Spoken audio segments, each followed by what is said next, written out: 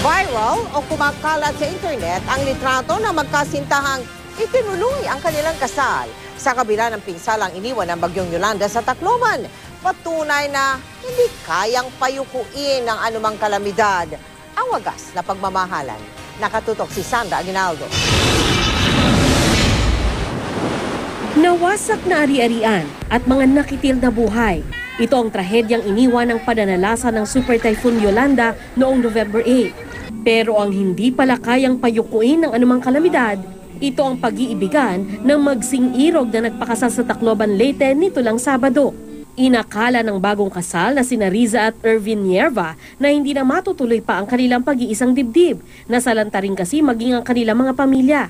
Parang naging hopeless na rin kami kasi yun nga, ground zero na yung Tacloban. So inisip namin, yung mga suppliers din ng kasal namin, syempre victim din sila. So hindi namin alam kung makaka-serve ba sila, or magiging available ba sila on that date ng wedding namin.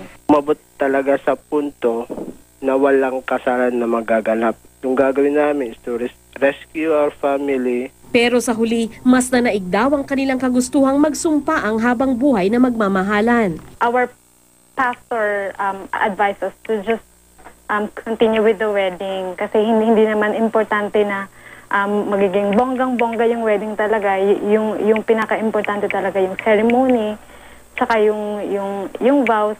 Matapos ang kasal, nagpa-picture pa ang newlyweds sa iniwang pinsala ng bagyo, tulad na lang nitong barkong sumadsad sa Pangpang. Pati tuloy foreign media na nagko-cover ng Bagyong Yolanda, napansin ang mga bagong kasal. Hiling na mag-asawang magsilbing inspirasyon at pag-asa para sa pagbangon ng mga kababayan. Lahat kami biktima, pero hindi namin inalaw na maging victims kami for the rest of our lives.